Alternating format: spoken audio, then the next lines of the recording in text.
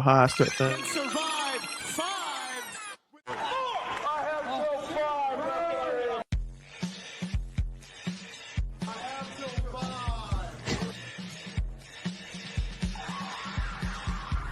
Hall of Famer Tito Santana.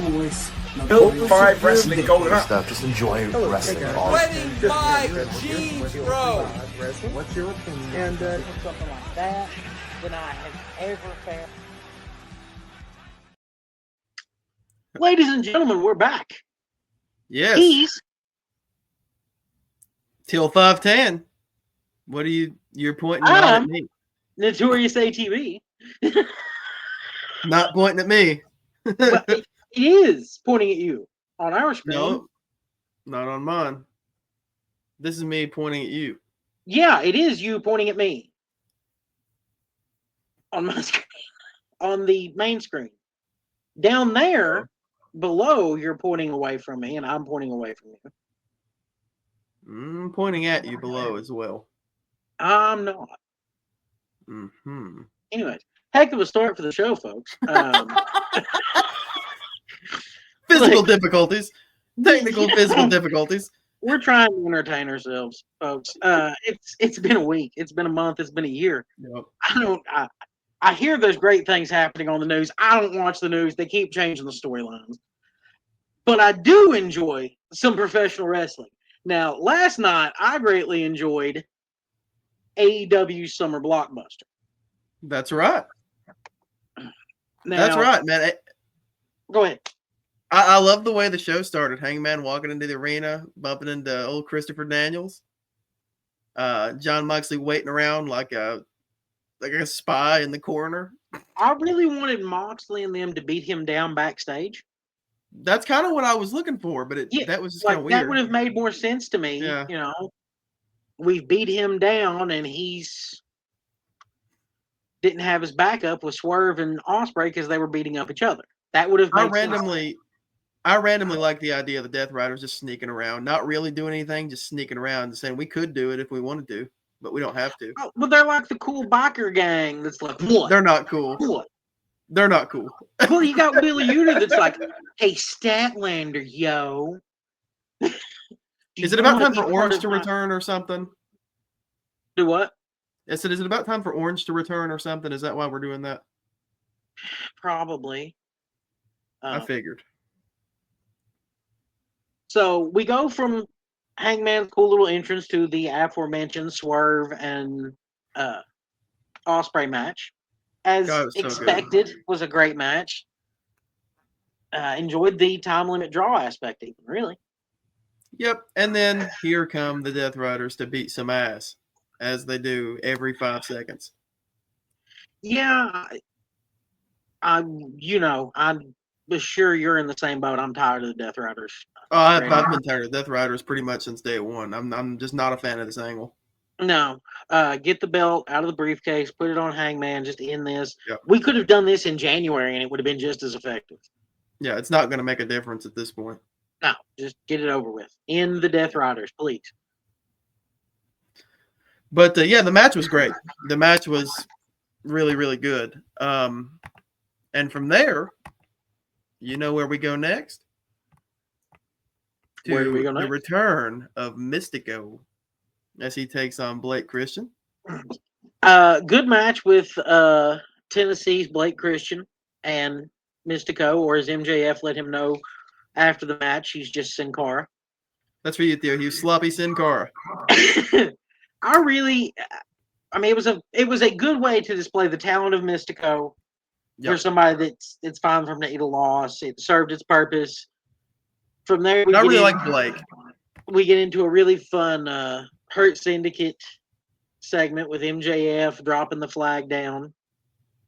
Yep. They announced he's going to take on Mystico at Grand Slam Mexico next week. And then they get into the trios match with the Hurt Syndicate taking on Speedball, Kevin Knight, and Mascara Dorada. Now, what did you think about MJF's gear last night? Dude, I loved it. I thought it was hilarious. Yeah. That was one of the few notes that I actually texted you, was that MJF is a national treasure. He really is. Yeah, he is. That gear, the MJF MVP homage gear, was perfect. Yeah, I enjoyed the match. They hurt people. It's what they do. They hurt that's what they Commander do. beforehand. It was a little weird, but okay. They just hurt people, and they're yanking masks. They yanked off. MJF yanked off Mascara Dorado's mask. How about that? Mm-hmm. They really like yanking masks in AEW. It's their favorite thing. Well, they're going to go to Mexico and try this now. That's what's going to happen. Yeah. I hope Mystico gets the win next week in Mexico. That'd be cool. I think he will. I'm expecting a W for Mystico. Now that leads to having to see Jon Moxley again, as him and Hangman have a little altercation. They dragged Hangman out. He was tied up and duct taped and all that good fun stuff. Uh-huh. And then, everybody came out as they do, the AEW Frontline, which is basically just Will Ospreay and the Ops. For some reason, Samoa Joe's back in the front line here. Yeah, he's doing it again. again. That title on.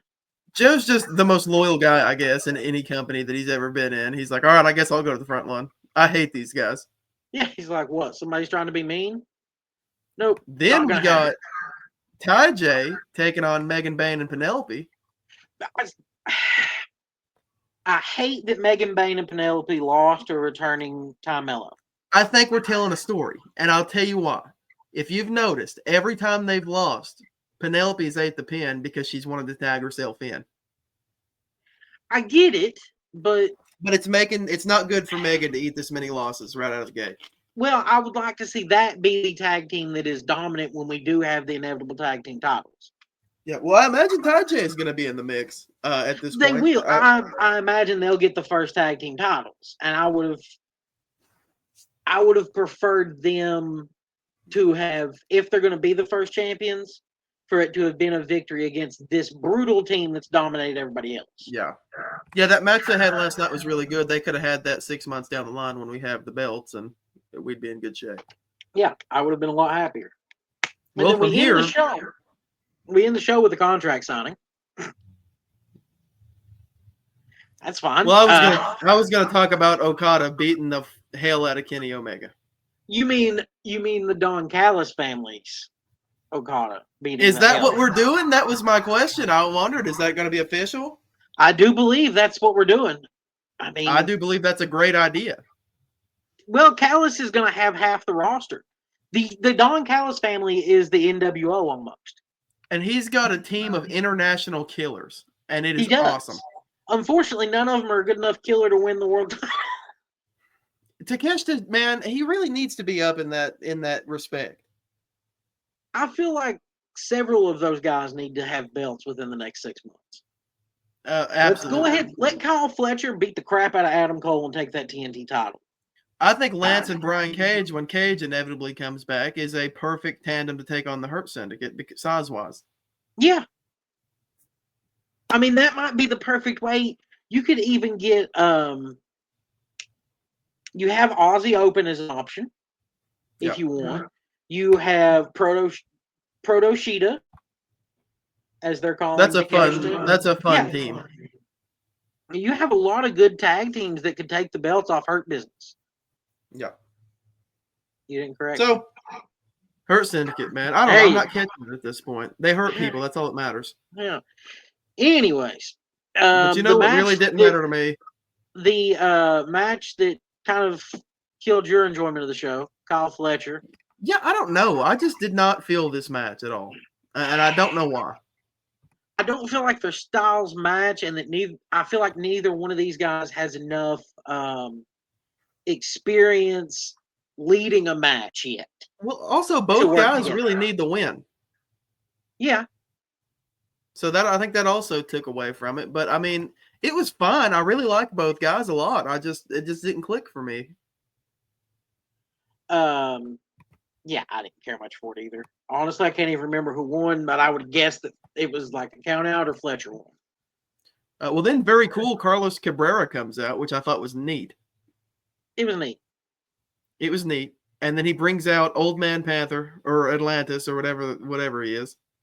and Atlantis Jr., who is excellent. Now, I'm going to assume that Atlantis Sr. at some point was the man, the way they talked about him. I'm not going to guess familiar that with we his get work. an FTR versus Atlantis Father and Jr. son. and Atlantis Sr.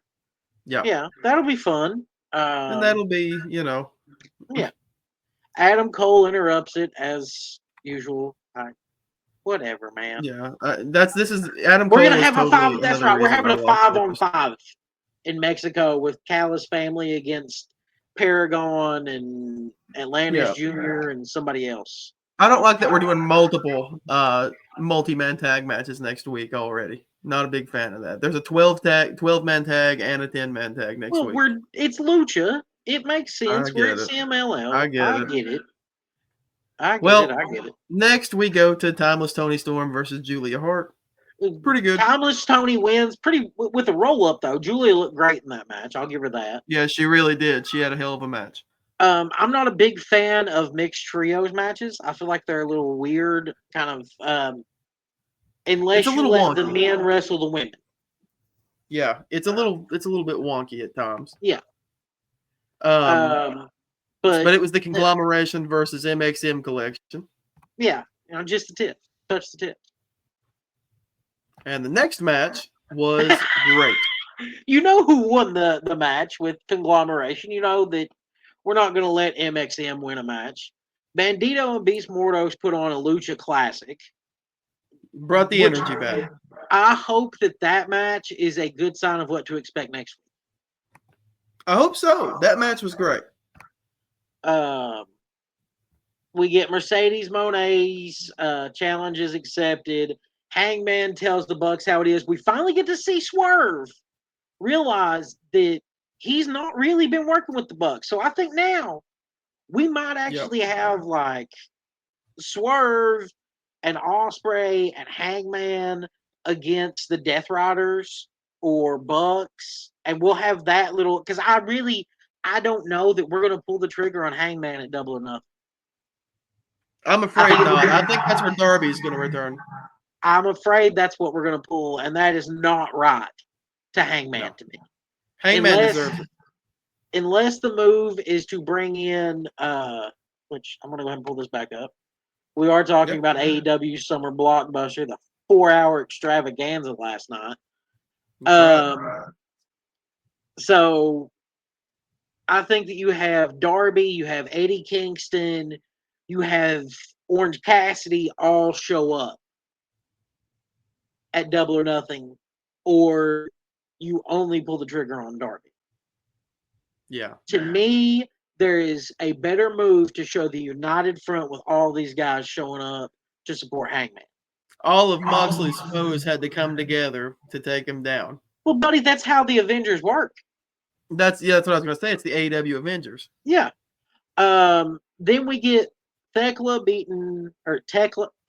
Listen, Tekla beating Queen Armanada. Fun match. Tekla is really cool. Yes, Tekla. I see good things for her. I'm looking forward to her having some more technical matches, maybe with a Serena Deeb. That would be a lot of fun, I feel like. That would be fantastic. Yep. Yeah. Her and Thunder Rosa. Can we get that match going soon? That could be fun to see. That'd be really good. Her and Willow even would be really, really great. Her and Stat would be entertaining. Her and Mercedes could be a lot of fun, man. It could be or it could not be. That's Mercedes Moné, runner-up from the greatest women's wrestler of all time to Timeless Tony Storm. Well, the next match, though, we got to get back on track here. Be a fun match with Tekla. That's what I was trying to get to. Sorry, all right. Sir. It's okay, because we're going into the Don Callis family versus Daniel Garcia and the Paragon, and I don't give 3 shits about Garcia or Adam Cole at this point at all. I just don't. No, I don't. I really hate the momentum that Kyle O'Reilly had and that Roderick Strong has been stomped out by Adam Cole trying to get over again. Yeah. Roddy was totally fine while Adam was injured. Yeah. So, and Kyle had been doing great. Yep.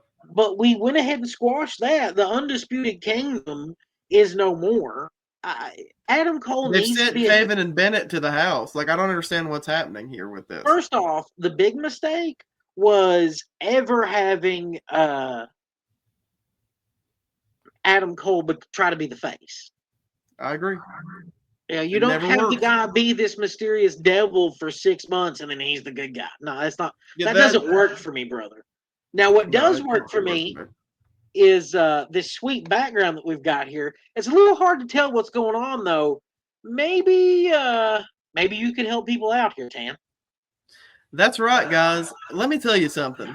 I've been an employee of Magic Vapor Shop for 7 years, and in those 7 years, we've helped a lot of people quit smoking. Guys, you got to ditch the paper and switch to vapor.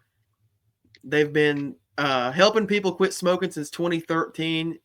Check out our selection at www.magicvaporshop.com. And thank you, Jerry, for hooking us up here with this cool sponsorship.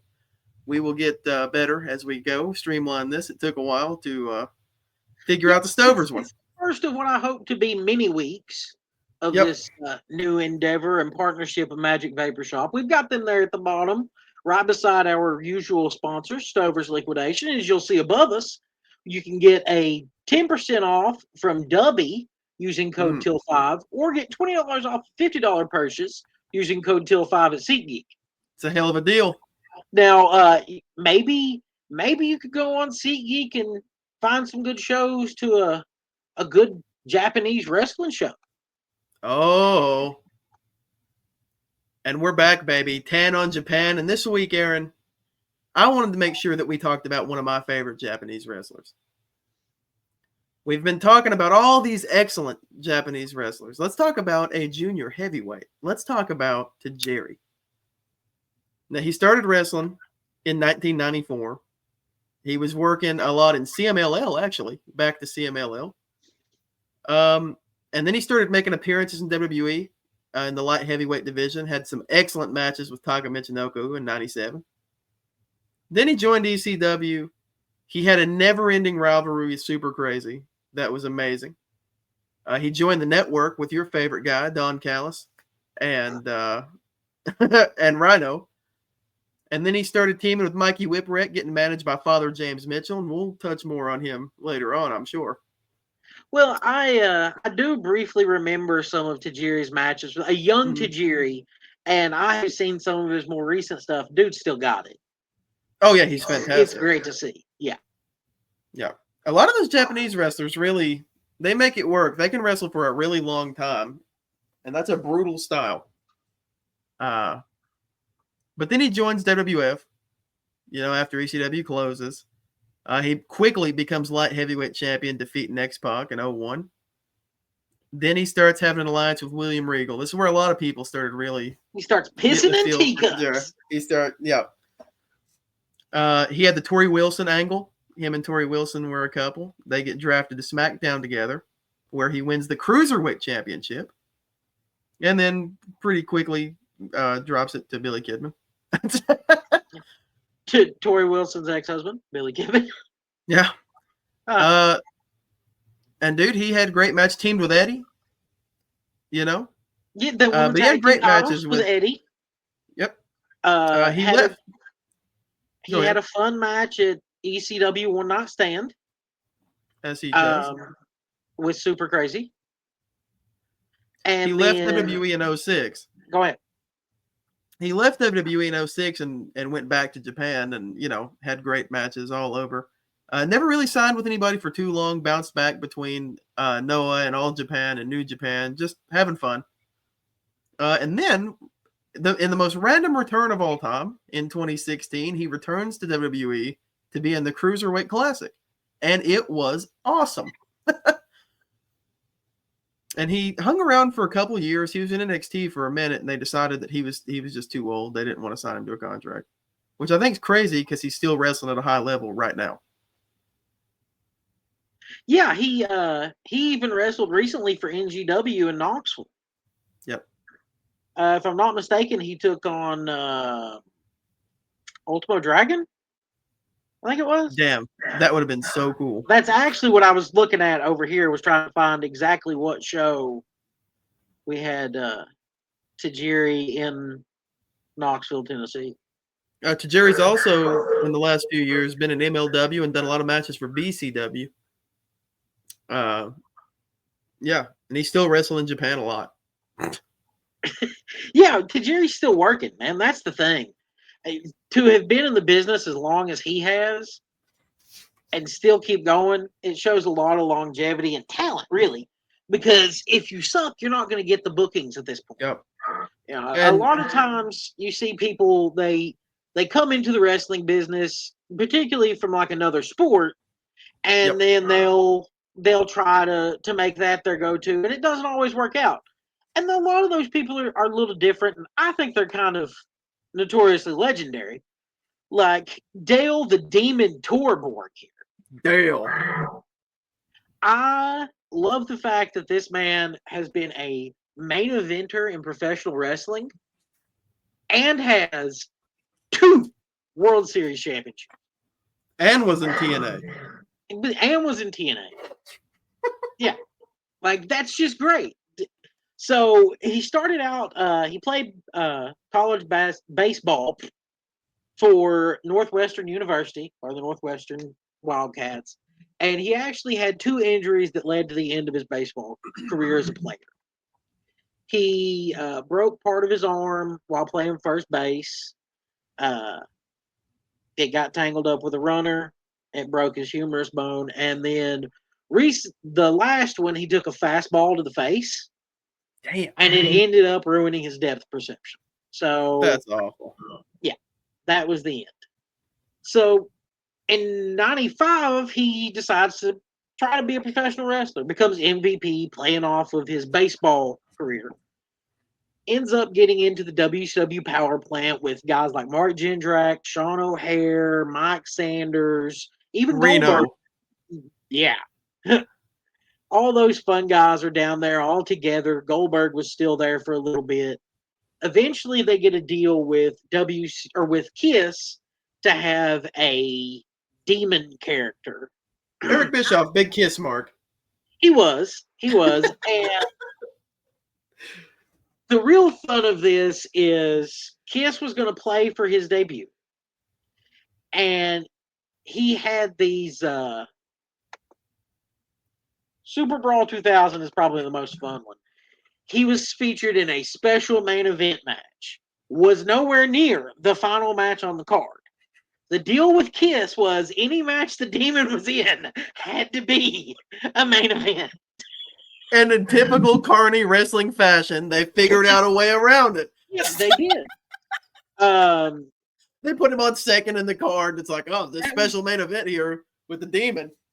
That was the 4th match on the card. A tables match with him in the wall. I feel like this is WWE 2K booking. What a great match. I bet that was. Bischoff actually was removed from his position right before the character debuted. So he wasn't there for the Kiss concert, and that was actually one of the lowest rated segments in WCW history. All that, and Bischoff didn't even get to see his favorite band on Nitro Live. So he ends up joining the Dark Carnival at that point because, of course, he goes with Vampiro, Muda, and the Insane Clown Posse, who we both know I'm an advocate for. Then he turns on him, goes into a little bit of a feud with Vampiro, has some stupid matches there. Ends up not really doing much with the WWE, goes back to baseball to be a strength and conditioning coach. Ends up getting on with the 2003 Marlins and the 2004 Chicago White Sox World Series teams there. In 2005, he wrestles with AJ Przinsky at Turning Point with interference from then Boston Red Sox center fielder Johnny Damon. So the White Sox players won a wrestling match thanks to a Red Sox player interfering. You gotta love it. What a Yes. great time. Yeah. After that, there wasn't a lot of interaction for him. He would pop in and feud a little bit with James Storm and Lance Hoyt. He showed up in 2001. He appeared as the Demon in a battle royal for TNA/Impact Wrestling. And that was pretty much it. He's one of the few guys who has been in two sports and actually mattered in both of them, even if he's kind of a laughing stock in professional wrestling. But the man, he's done that stuff. He's been in movies. He was in the Transporter 2. He worked with Tom Selleck for Mr. Baseball to help him with his swing and stuff like that. And he even worked with Madonna and Gina Davis for A League of Their Own. That's great. Like I said, he's notoriously legendary. He's got the accolades to back it up for sure. Yeah. Now, someone that we both have enjoyed a lot of violence from in the past, we're bringing back the Ring of Violence for the Monster Abyss. That's right. And the Monster Abyss is one of my favorites from the TNA era, man. When I was growing up, Abyss was really, really cool. He debuted in that character in TNA in 2003. He feuded with Raven pretty quickly. What? Well, yeah, he debuted as a different character, but fair. Well, I said he. Yeah, you're focusing on Abyss as the character Abyss. Yeah. Yeah. In 2003. Yeah, you're carnying me. It's okay. You're pulling the carny move. I get it. I'm a carny. I've been in the business for almost a year. We've been doing this, and I'm feeling more carny every day. Are you going to make me watch like a highlight reel next time we hang out in person? Yes, I am. God, I work with Joe Monroe 2.0 now. No, you don't. But he was managed by Father James Mitchell. And he just had a lot of fun, hardcore feuds, man. Sabu, Rhino, Relic, and Black Rain, who we talked about. He had Janice. He did have Janice. Janice was cool. The spiked 2x4. I loved his barbed wire massacre with Sabu. What about Judas Macias? His brother, just like Kane and Undertaker. I hated that whole thing. You signed a guy, he gets hurt, he gets to set at home, he doesn't work. He works like 2 matches. We realize that he's a foot shorter than the man he's supposed to be intimidating, and then he goes away. Hated it. Yeah. I much preferred Relic and Black Rain to Judas Macias, as we covered last week on our first episode of season 3. Judas Macias spit blood, though, so that was kind of cool. And he took glass bumps. Real glass. Phil, you bastard. Look, CM Punk was a great wrestler. I hate that he retired in 2004. Yeah, man, I don't know what the hell happened to him. Well, he came back. He got hurt in that Royal Rumble match in 2004 and just went ahead and hung up his boots. That's fair. I get you that. mean? Huh? I remember him having his last match against Samoa Joe in Wembley. That was his last Raw match. His last legitimate match. He showed up in the Rumble in 2024 for the WWE and had his goodbye there. But I think that injury was enough to do him in, and he just what a cool spot. Yeah, what a cool spot for him to have. It was fitting, He came in at the Royal Rumble and he left he left at the Royal Rumble twice, just 10 years apart. We're real quick to get off to quit talking about an old guy that doesn't really have any relevance anymore. Let's get back to talking about Abyss and somebody who also doesn't have much relevance, Dr. Stevie. But who does have some relevance with Abyss? He does, yeah, he does. Daphne. No. We're both big fans of Daphne. She worked a lot with Abyss. Those were good times. That was nice. Abyss, I forgot to put that down. I love that Abyss. Do you know how Abyss won the world title from Sting? I don't recall right off. By disqualification. There you go. Because TNA still had that rule that you could win the titles by disqualification. So Abyss became world champion, beating Sting by DQ. Loved it. Well, good for Abyss. And Abyss was hardcore, like we said. Always had a lot of fun. Even later on, he stayed loyal to TNA forever. Yeah. When Chris Park moved on. He did not take Abyss with him. So it was a good buy. He actually worked one of his last indie shows with the company I mentioned earlier, NGW. Yep. He showed up as a surprise with Crazy Steve and Rosemary. Yes. Cool. That's cool. Yeah. We were talking about Daphne, so I got stuck on that. Yeah. Yeah. Well, there you Abyss, go. he was a monster. He loved to demolish stuff in the ring. If you're somebody who likes to maybe demolish some things and do some home remodeling, we suggest you talk to our sponsors at Stover's Liquidation, particularly their Oak Ridge location at 481 Tulsa Road. You can call them at 865-523-4449. You're open from 8 a.m. until 6 p.m. Mondays through Saturdays. They're closed on Sundays. They're available 24 hours online at www.stoversliquidation.com. They have wholesale home improvement items and truckload quantities are available. Go see our good friends at Stover's and tell them Till 5 sent you. That's right. Stover's Liquidation. Great place, great people. Now, our final little bit of the night is it's kind of a love-hate thing for us here. The WCW. Last week was so fun. It was the WCW Rewatch Part 2. First off, I loved the spring break shows being on the pool. Yeah. That was cool. so cool. The first hour of Nitro was one of the most painful hours I've ever had to sit through in my life. I get why the company dives, and that's what you opened up the show with, is Bull Payne and Van Hammer.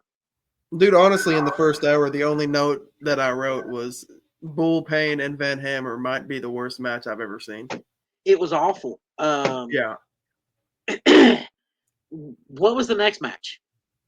It was an 8-man tag match between El Dandy, La Cucaracha, who is fucking Disco Inferno, Psychosis, and Silver King, taking on Damien, La Parca, Lizmark Jr., and Super Calo. Yeah, that was awful. They gave it 5 minutes, and then they shoved Disco in there because why not? Yep. So that was completely skippable. I know we had Rick Steiner and Fit Finley in one of the most boring matches of just two guys kind of pretending to beat each other up, and it looked awesome. When that match started, I thought, oh, this will be fun, stiff contest. Yeah, it looked like something you'd see at a armory. I guarantee you that you're going to see a better matches than that at the TCW show in Somerset, Kentucky on July 12th. That's also where the Professional Wrestling Legacy Hall of Fame ceremony will be going. Good friend of our channel, Joe Monroe, asked us to help mention this for him. He's a friend of the channel, and he's not got any electricity. Maybe we'll take his show over tomorrow night. Hey, I've got nothing going on. There's a concept. We'll just take over everybody's show this week. Coming for you, Bear.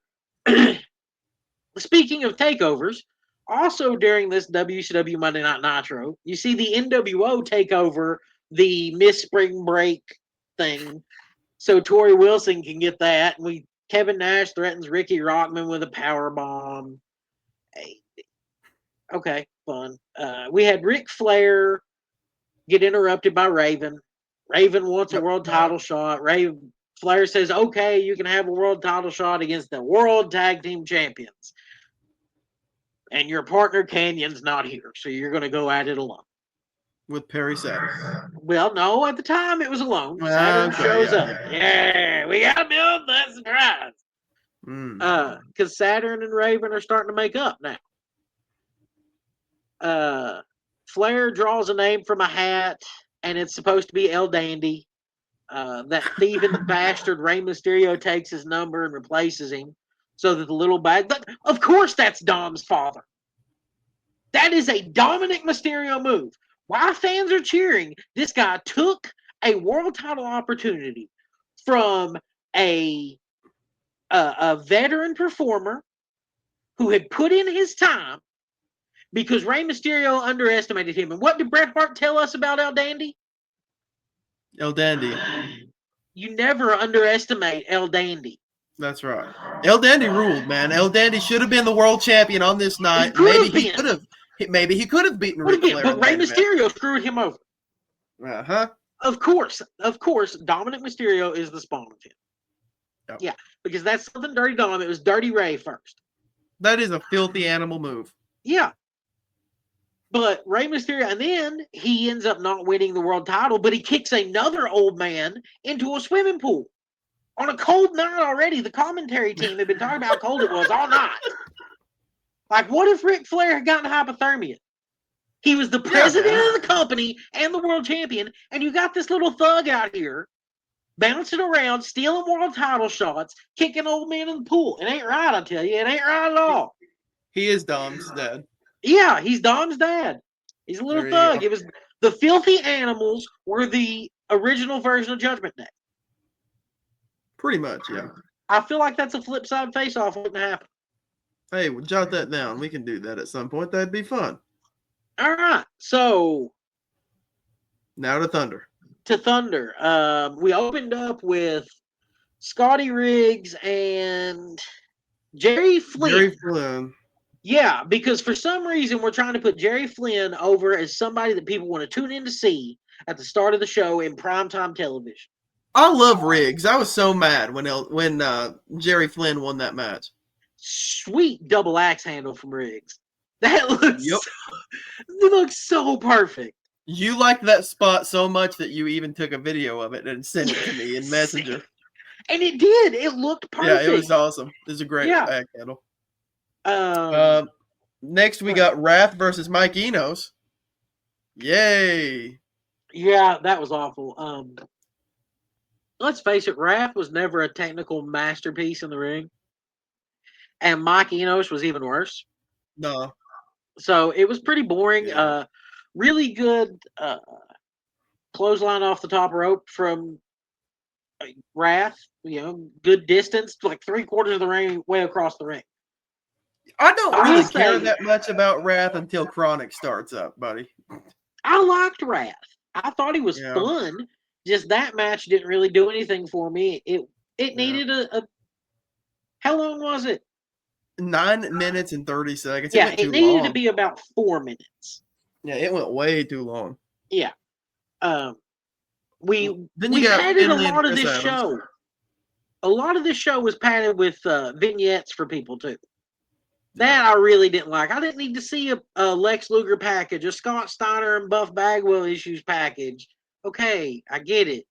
You're not going to have these stars on the show tonight. So from there we get to Finley and Chris Adams. Yeah, another. Again, I I expected thought more. it was going to be stiff. I'll tell you, I was actually very impressed with Chris Adams on this one. Chris Adams was really cool. He's a really good performer, and this was one of those matches that you got to see him show that he actually could wrestle really well. I think Finley might have just had a bad week. He had some personal issues that kept him from getting higher in the business than I think Chris Adams could have. Well, yeah. As a lot of wrestlers from that era did. Yeah. Next was Blitzkrieg and Kidman, right? Yeah, it's tons of fun. Yeah, best match of the night to me. I really wish that Blitzkrieg had done more. I actually got to digging after this. Apparently, he's a registered nurse in Texas now. Oh, good for him. Yeah, he hung up the boots in 2004, and Jack Evans actually wrestled as Blitzkrieg 2 for a little bit. He passed on they passed on the character because Jack Evans was a fan, and then Evans got hurt and never brought the character back. So that was the end of Blitzkrieg. Was actually Jack Evans in the mask. Good for you. There's your Jack Evans. Huh? From there we go to Horace versus Kaz Hayashi. Oh yeah, Kaz with some sweet glacier gear that Sonny Ono had found in a dumpster somewhere. I love Sonny Ono.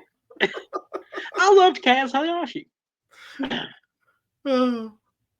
Well, Booker and Saturn was next. I mean, that happened. 3 minutes of standing there looking at each other while the commentary team talks about how stupid Perry Saturn looks. Yeah. They were having a lot of fun on commentary. This episode, you can tell. Well, that brings us to the main event, and this is what you really want to talk about. Yes, it is. So Flair ends up winning the match by countout. He's got Barry Windham in the figure 4. Yep. And Arn Anderson comes out and pulls Windham to the ropes so Windham can get the hold broken. He walks out. Anderson whispers something into his ear, and Windham just walks away. Like it was an interesting end. Excited to see where we go next week on WCW Nitro. Twist. We're gonna see. Yeah. Excited to see where we go next week on Teal 5 Wrestling. Indeed. You know, maybe we'll have a lot of fun talking about that Grand Slam Mexico. That'll be a good time. Grand Slam Mexico is going to be a blast. Yeah. Another 4-hour banger from AEW. Are they doing 4 hours again next week? Yes. Yes. Come on, Tony. I got to go to work in the morning, brother. I mean, come on. 4 hours, buddy. And like, oh my God. Half the matches are going to be like 6-man tags or 12-man tags, 10-man tags. I'm going to be so overwhelmed. I'm going to turn it off in 30 minutes, but I'm just going to, I'll skip through this later. So one of the vignettes that they had on Nitro and Thunder, which one did you enjoy the most out of this week? Dude, I like, just because we started at a random point, I like that they're recapping Steiner and Buff for me. I get that. I didn't live through that era, so I appreciate the recap. For me, I love that they gave us 60 seconds of Bill Goldberg. Fuck Bill Goldberg.